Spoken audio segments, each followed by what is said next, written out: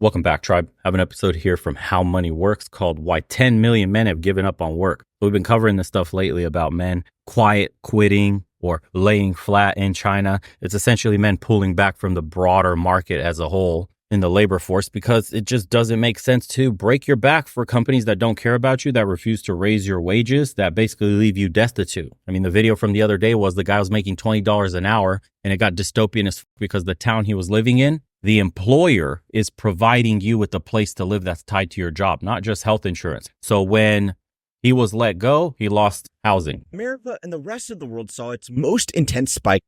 4 years ago, America and the rest of the world saw its most intense spike in unemployment in recorded history. In today's news cycle, that is ancient history. But what isn't ignored is what has been left behind. There are now over 10 million people, mostly men in America, who are not working, not studying, not retired, and not institutionalized. They are just doing nothing.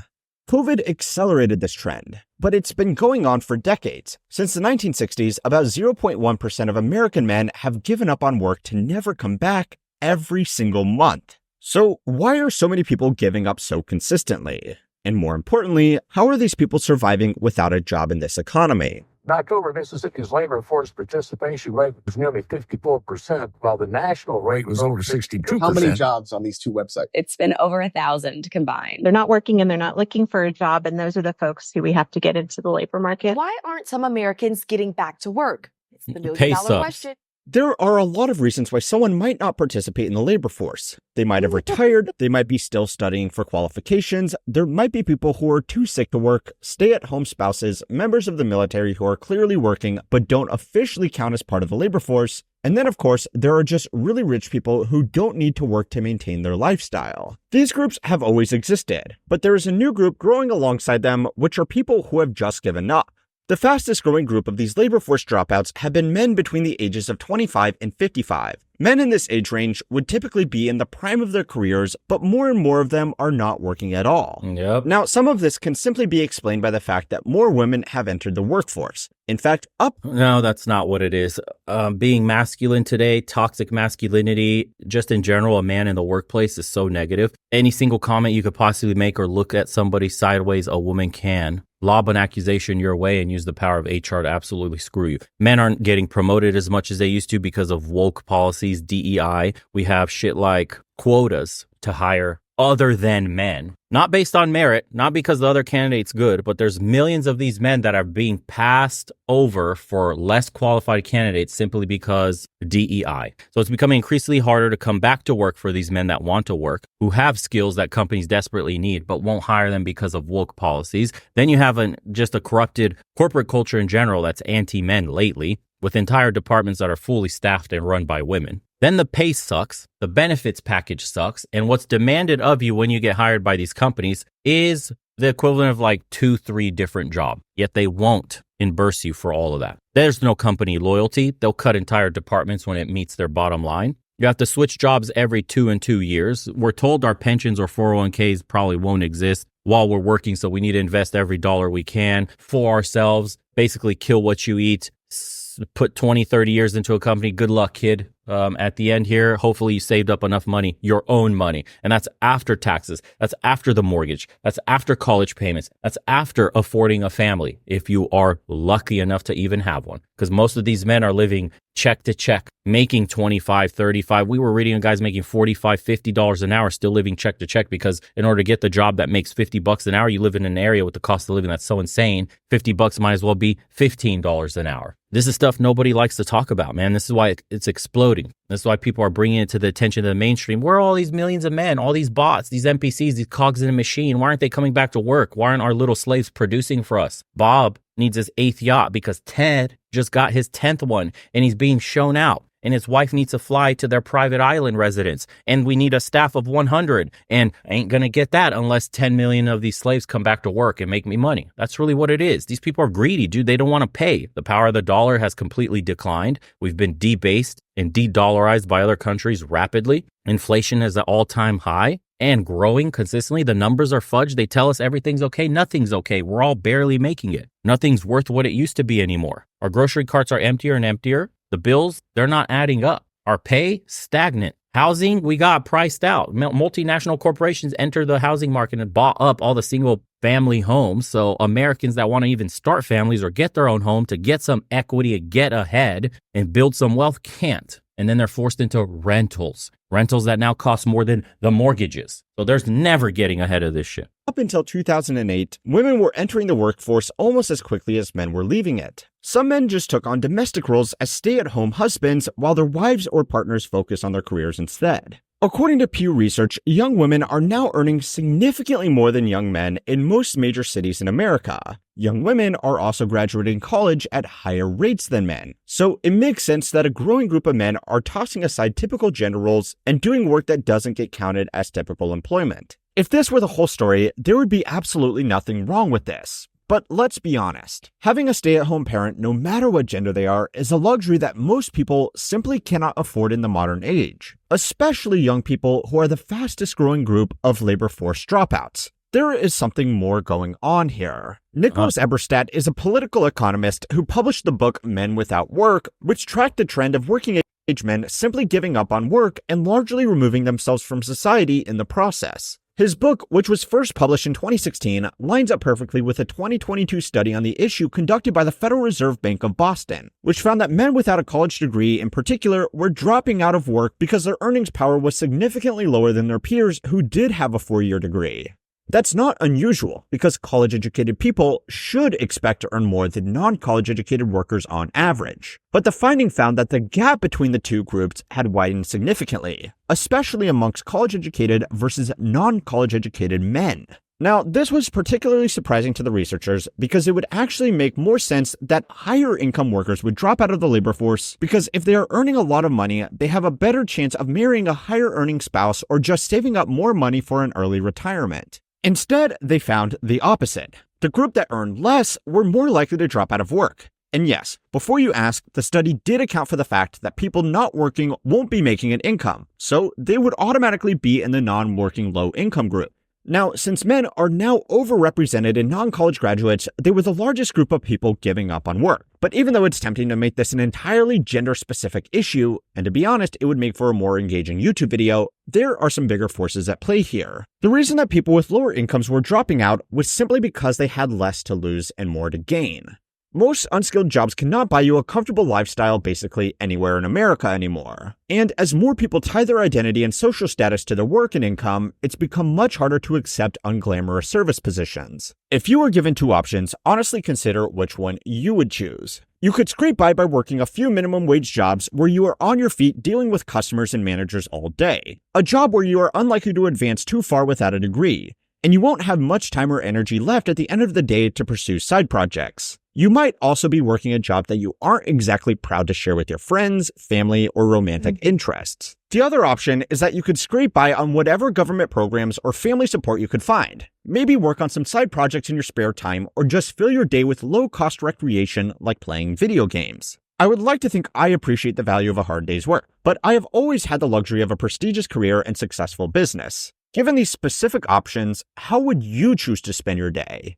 If you are brave enough, go ahead and share it in the comments below, so people on the internet can call you a bootlicker or a lazy zoomer respectively. Now, the second option also has the advantage that if someone asks you what you do for work, you can just tell them that you are working on a new business or taking some time off.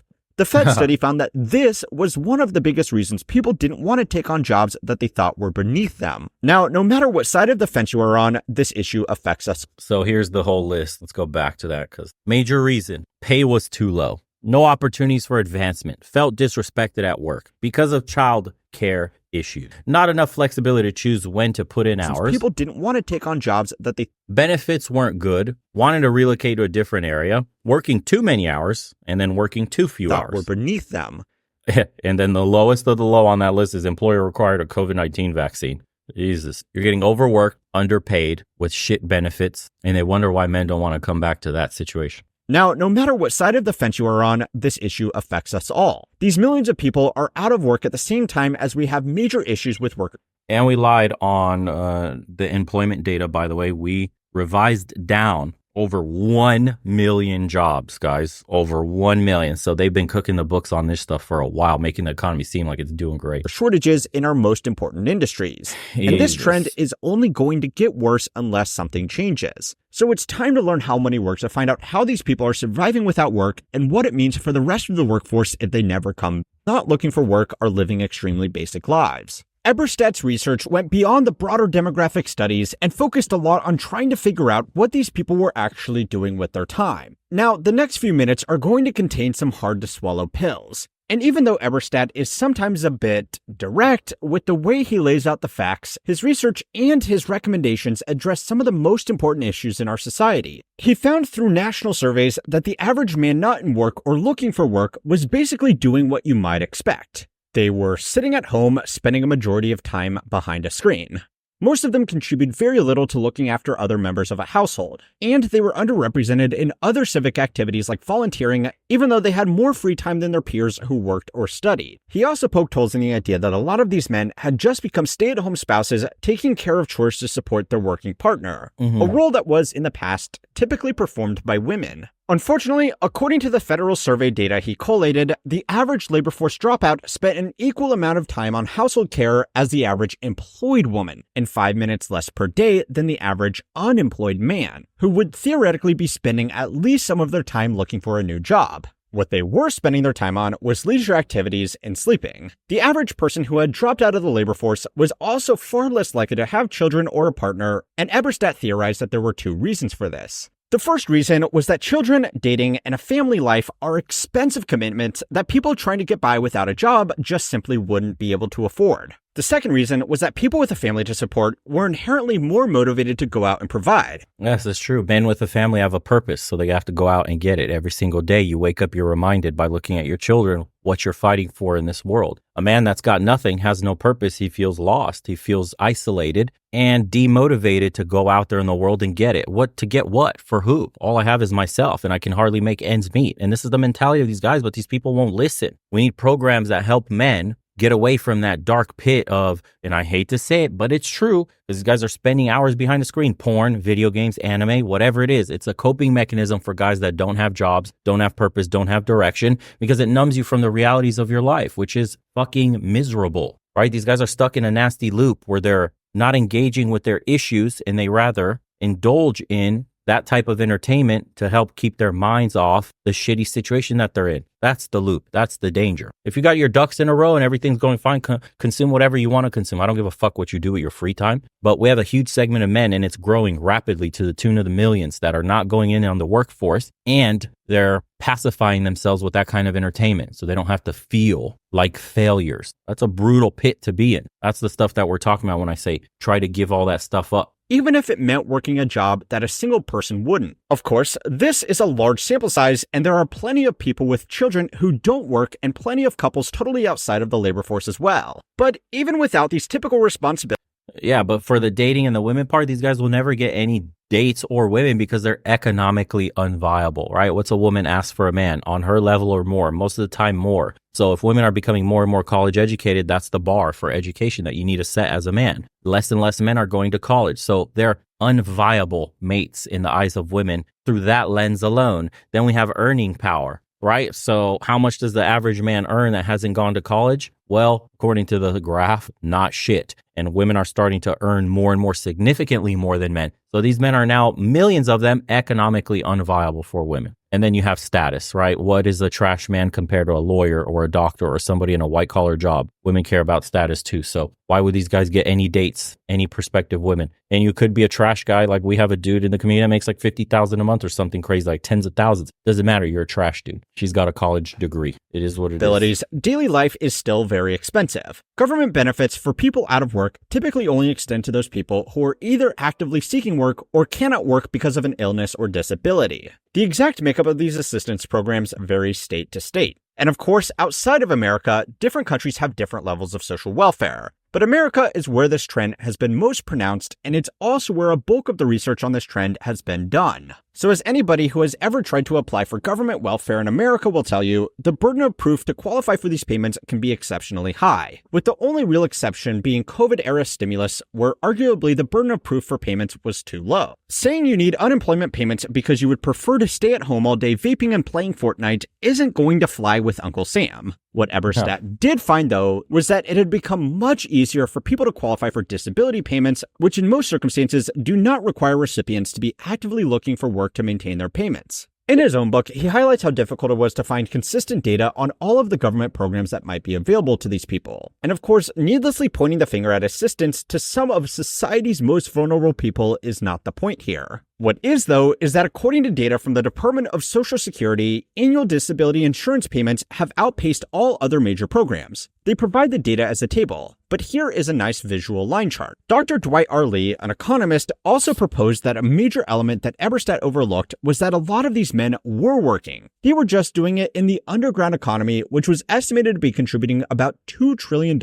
or about 12% of US GDP. This could include these people doing anything from working informal cash jobs to skirt tax and minimum wage laws to outright illegal operations like shoplifting or selling drugs. So the work of these researchers paints an image of this growing group of individuals mooching off friends, family, and the government, while wasting their days away playing video games or being an overall burden on society. It's not exactly flattering, but to be fair, there are certainly people living these lives. And with nationwide or even global demographic trends like this, broad strokes need to be made. The researchers studying this trend are actually highly sympathetic to the situation of these people, and they seem motivated to actually fix the cause of these problems. You had a slide here that says America's decade-long opioid crisis, and I wonder how much of this is coming home to roost from the fact that we over-medicated our young boys in schools, putting them on ADD medication for no reason whatsoever other than the fact that they had a rambunctious, boyish energy, and they weren't adequately getting it out, either at home or at school. How many young boys today did we fry their brains with all these pharmacologicals to get them to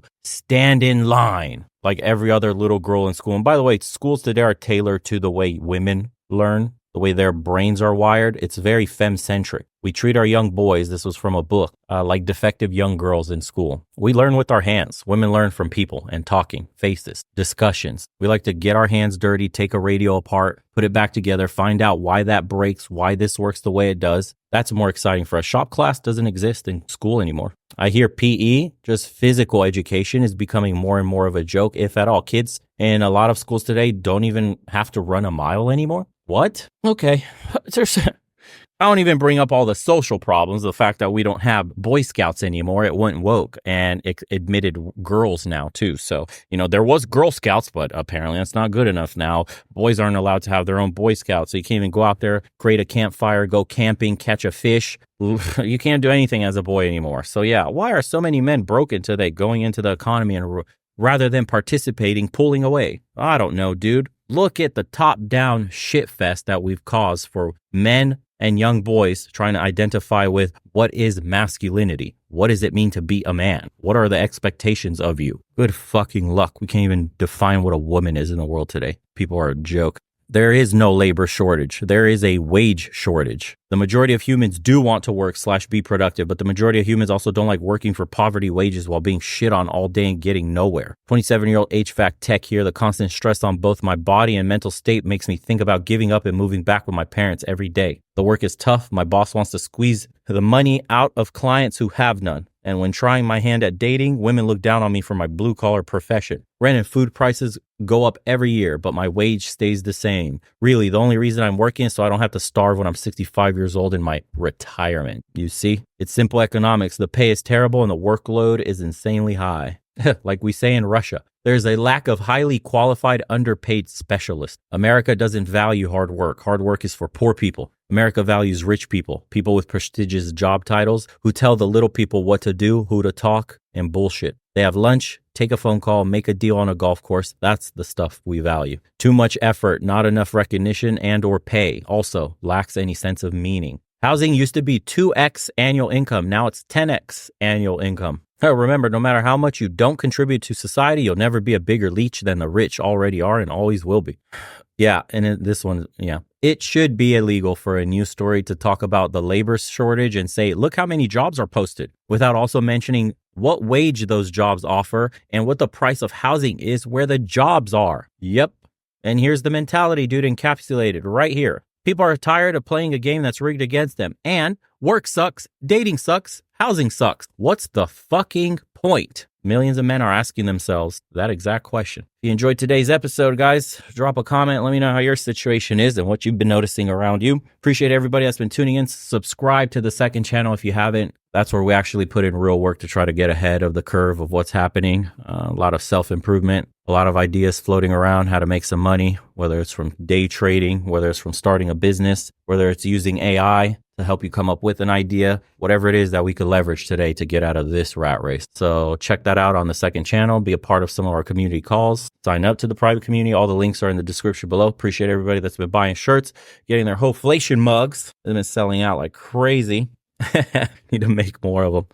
And we'll see you on the next one. Take care, everybody.